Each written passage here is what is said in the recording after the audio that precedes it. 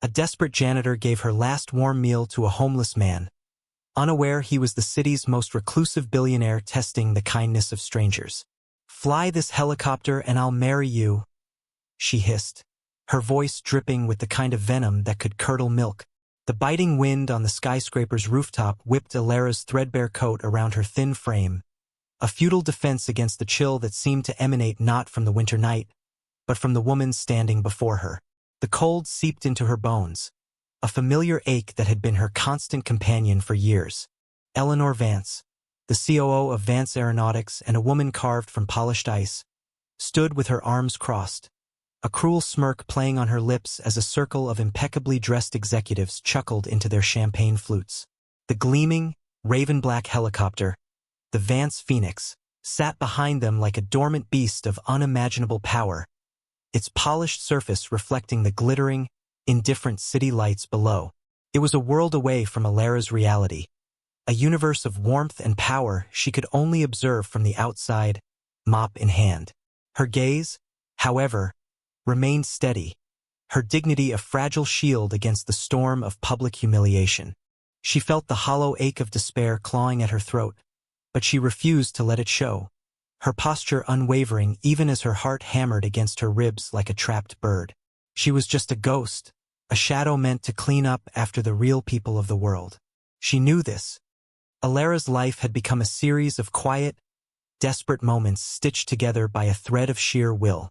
The relentless pounding of the rain against the window of her small, cramped apartment was the soundtrack to her exhaustion, a constant drumming that mirrored the frantic beat of her own weary heart. Fluorescent light from the street below cast long, skeletal shadows across the room, illuminating the worn fabric of her sofa and the single framed photograph on the wall. A picture of her and her younger sister, Maya, smiling in a field of sunflowers from a time before the world had splintered. That world felt like a dream now, a lifetime ago. Maya's illness had been a thief in the night, stealing not just her health but also Alara's future, her career, her savings, everything. The sterile silence of the hospital waiting rooms had become more familiar than the comforting hush of a library, the sharp, antiseptic smell a permanent resident in her memory. Alara had once been an architect, a creator of beautiful, soaring spaces, her mind filled with blueprints of light and glass. Now her hands, which once drew elegant lines on drafting paper, were raw and chapped from harsh cleaning chemicals. She had been unjustly fired, a scapegoat for a powerful man's mistake, her name tarnished and her spirit nearly shattered. But for Maya, she would endure anything. She would scrub floors, clean windows, and face the contempt of women like Eleanor Vance. She would wear her threadbare coat like armor and face the biting cold with a quiet resolve that was her last, most precious possession. Total silence. The corporate tower where she worked was a monument to a life she no longer had. A cavernous world of polished marble and gleaming steel that echoed with the confident footsteps of those who belonged.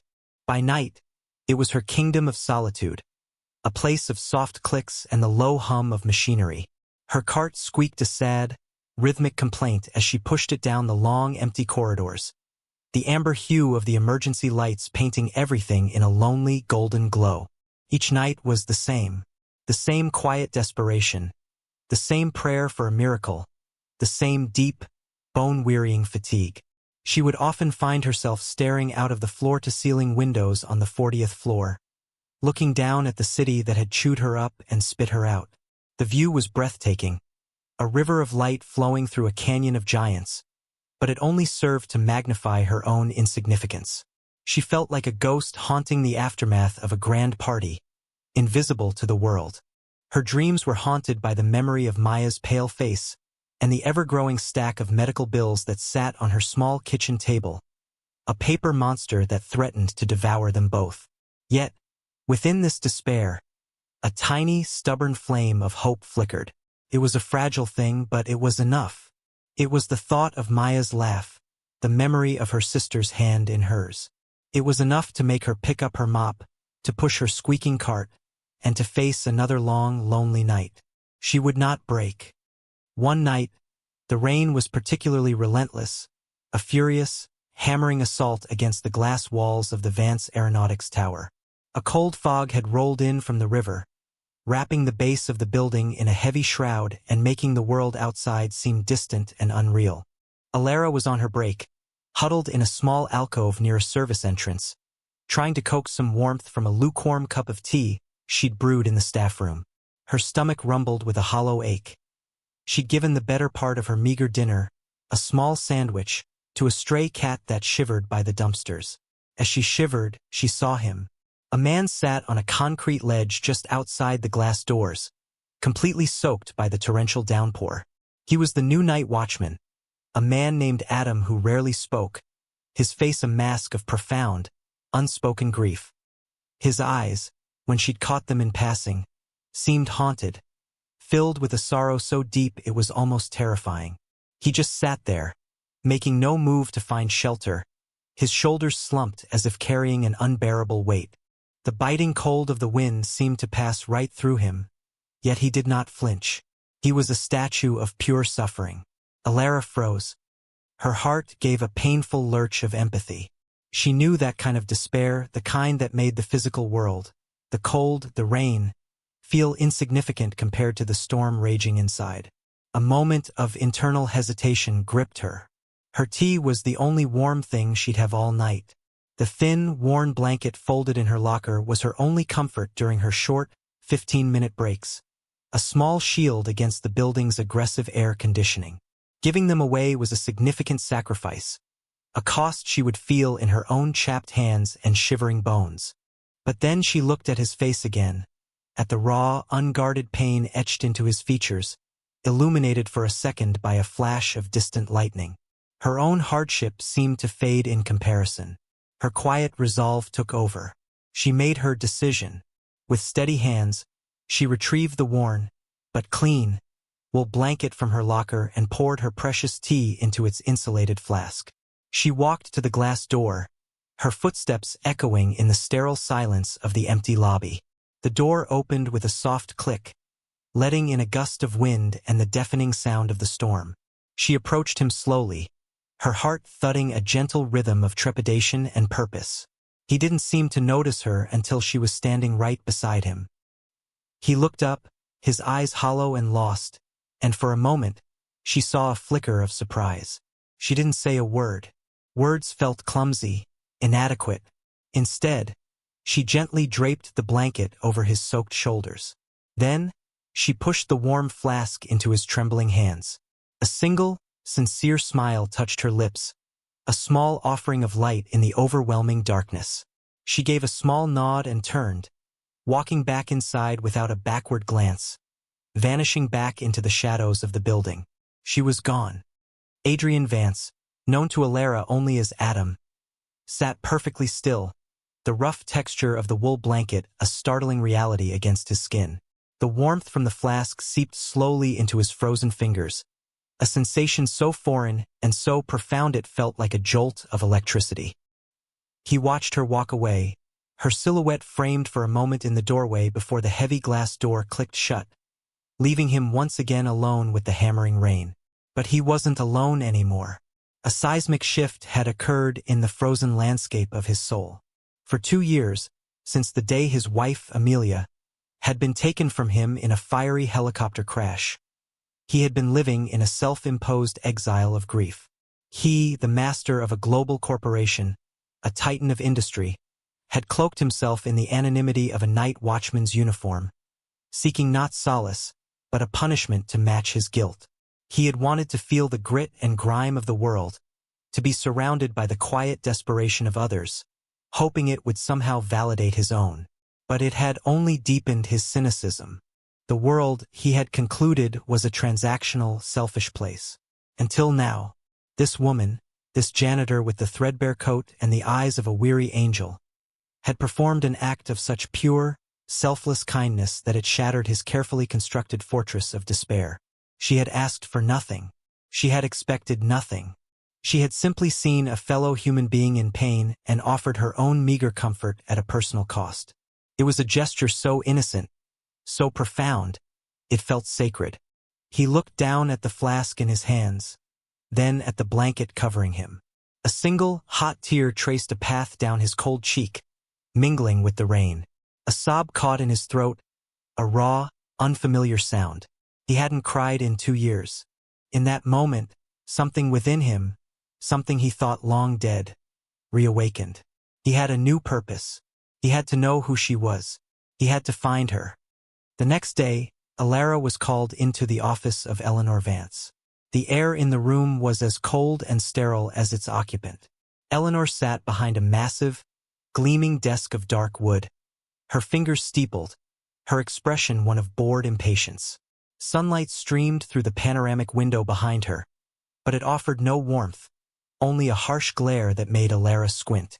"You were 3 minutes late returning from your break last night, Miss Sanchez," Eleanor began, her voice a low, dangerous purr. "The tracking logs are quite clear." Alara's heart sank. She opened her mouth to explain, to speak of the man in the rain, but she stopped herself. What would be the point? To a woman like Eleanor, kindness was a liability, an inefficiency to be stamped out.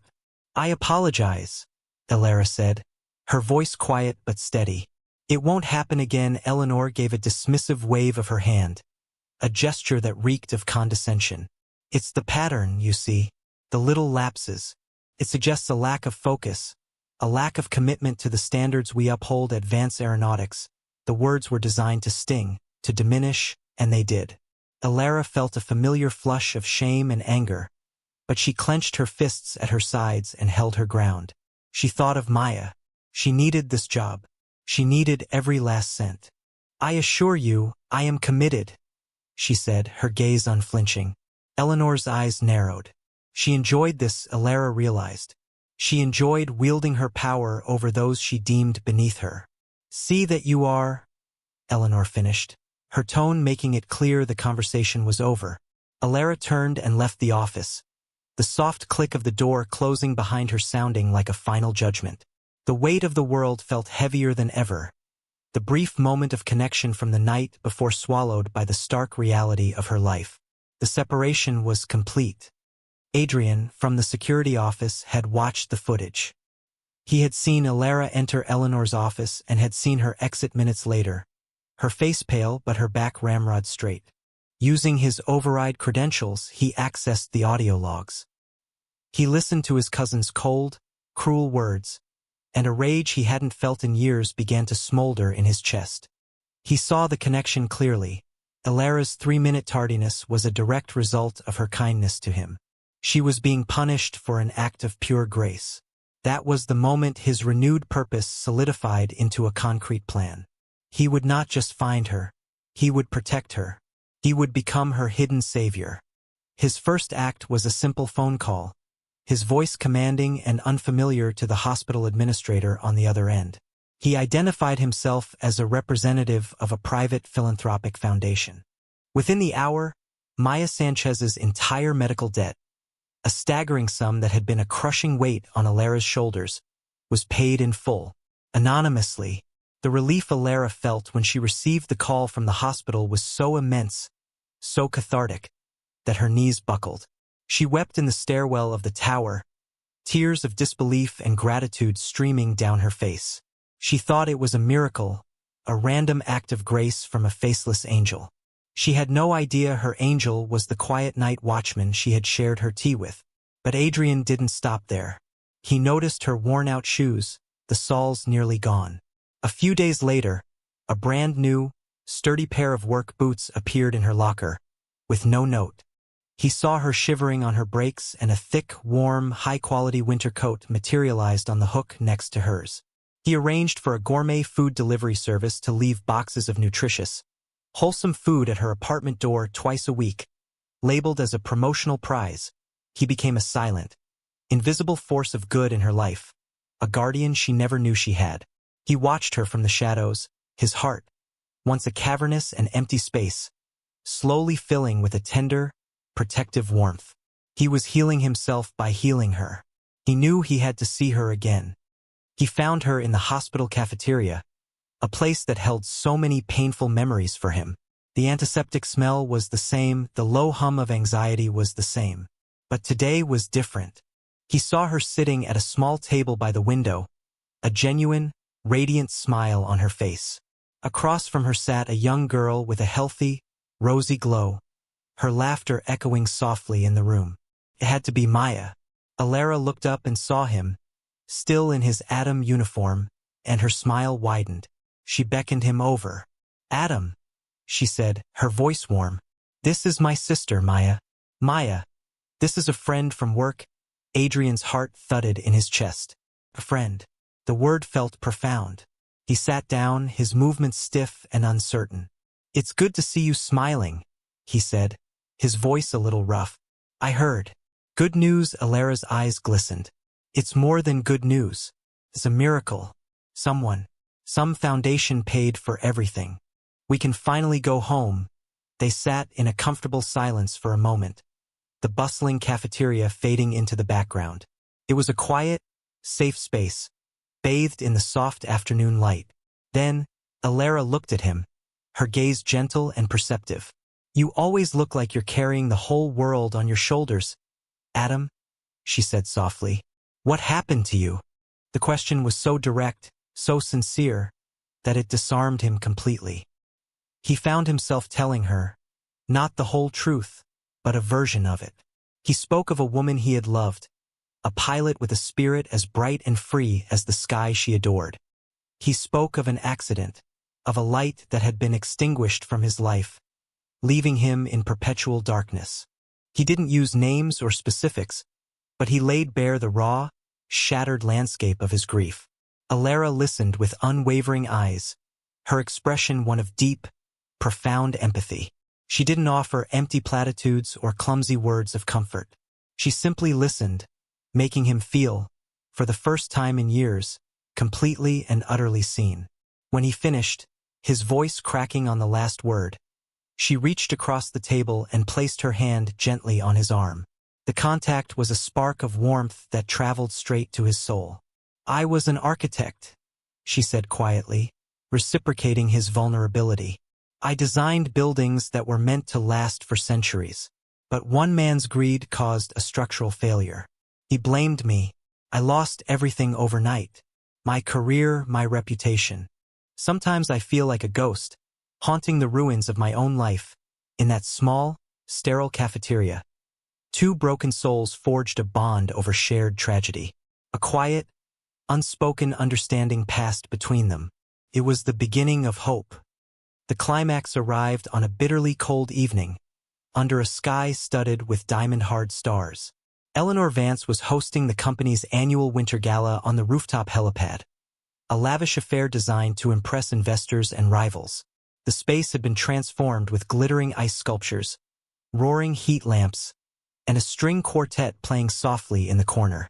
Alara had been tasked with keeping the service area spotless, a ghost flitting at the edges of the opulence. As she was wiping down a glass partition near the main party, Eleanor spotted her. A cruel, opportunistic glint appeared in her eyes. She saw a chance for some sport. "Ladies and gentlemen," Eleanor announced, her voice cutting through the polite chatter.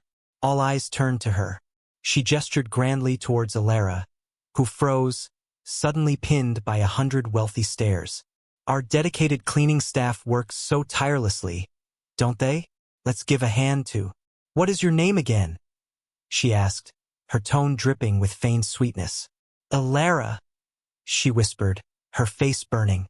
"Alara," Eleanor repeated, savoring the name. "Alara here has such aspirations, such dignity. I almost feel she believes she belongs up here with us." A wave of cruel laughter rippled through the crowd. Alara stood, dignified but visibly overwhelmed, her knuckles white as she gripped the handle of her cleaning cart.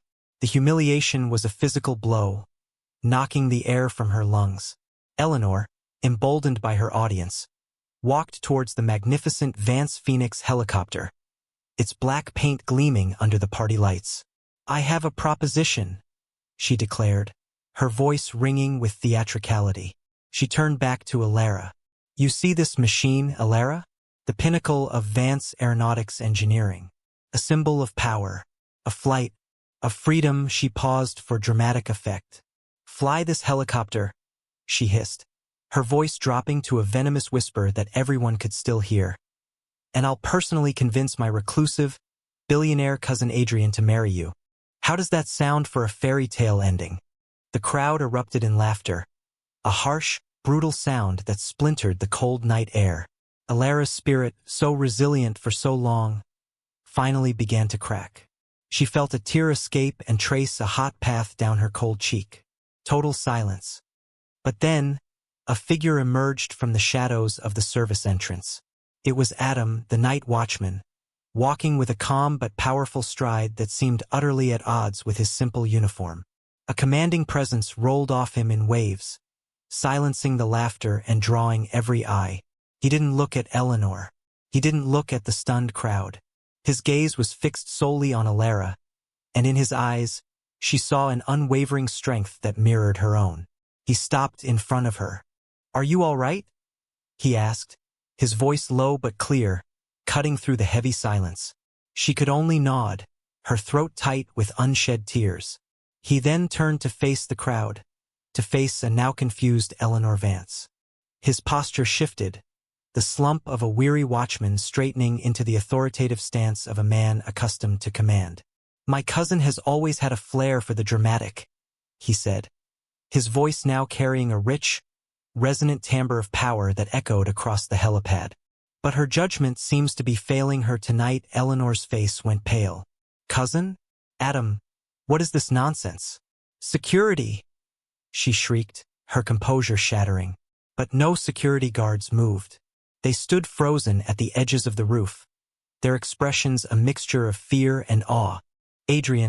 Adam, gave a quiet chuckle, a sound that held no humor, only ice. "There's no need for that," he said calmly. He reached into his simple jacket and pulled out a sleek, black wallet.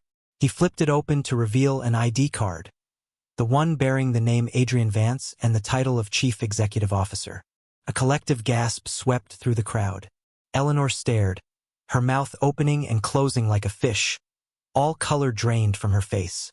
Adrian turned his back on her, dismissing her completely. He walked to the Vance Phoenix, the helicopter that was a monument to his greatest pain and his greatest achievement. The pilot's door opened with a soft, expensive click. He turned back to Alara, his eyes now filled with a tender, protective warmth. "She was wrong about the marriage proposal," he said, his voice soft enough for only her to hear.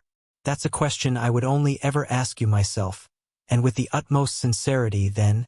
He raised his voice for all to hear. "But she was right about one thing. It is a symbol of freedom." He extended his hand to her. "Alara Sanchez, would you do me the honor of taking a flight with me?"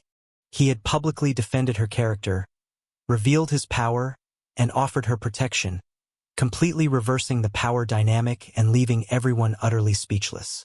He was her savior. Alara stared at his outstretched hand, her mind reeling in disbelief. The world seemed to tilt on its axis, the glittering lights of the city blurring into streaks of gold and silver.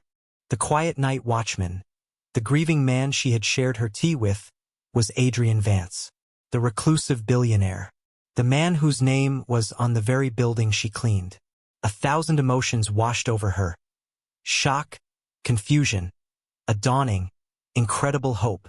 His eyes were steady, waiting for her answer, offering a world of safety and sincerity in their depths. Slowly, as if in a dream, she let go of her cleaning cart. The clatter as it rolled a few inches away seemed to break the spell that held the crowd. She placed her trembling hand in his. His grip was warm and firm, a tangible anchor in the swirling chaos of the moment.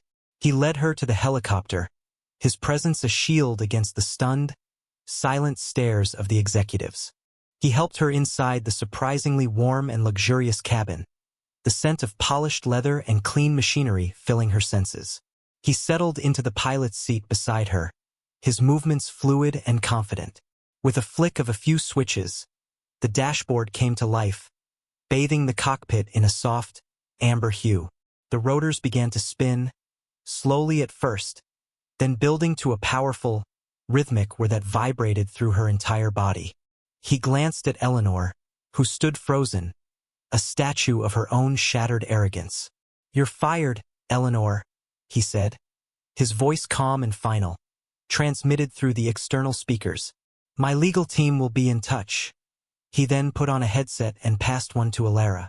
Through the crackling intercom, his voice was a gentle murmur. Ready. She could only nod, her heart pounding a wild, exhilarating rhythm. The helicopter lifted off the ground. A smooth, powerful ascent that left the rooftop gala, the cruel laughter, and her old life far below. They soared into the night sky, the city unfolding beneath them like a carpet of jewels. He had solved her immediate problem, but this was more than a rescue. It was a transformation. In the quiet intimacy of the cockpit, surrounded by the stars, he looked at her, his expression raw and vulnerable. Alara, he began, his voice thick with an emotion he no longer tried to hide. The night you gave me your blanket, you saved me. You reminded me that there was still goodness in the world. You reawakened my heart. I think I'm falling in love with you. His confession hung in the air between them, more breathtaking than the view. It was a declaration not of power or wealth, but of a shared, undeniable connection. A romantic fulfillment she never dared to dream of. 1 year later, the Vance Phoenix soared through a sky painted in the soft, golden hues of a perfect sunset. Below them, a new skyscraper was nearing completion. Its design a bold, elegant sweep of glass and steel that seemed to dance with the light. It was a building that breathed, a testament to hope and resilience. It was Alara's design. Adrian had not just given her a job. He had created an entire architectural division for her to lead, giving her the freedom and resources to bring her visions to life. She was no longer a ghost haunting the ruins of her past. She was a creator, shaping the very skyline of the city that had once cast her aside. She sat in the co-pilot's seat, her hand resting comfortably on Adrian's. The easy, familiar touch spoke of a year filled with healing, laughter, and a deep, quiet love. He had taught her to fly, patiently guiding her hands on the controls, helping her conquer the sky just as she had helped him reclaim his life on the ground.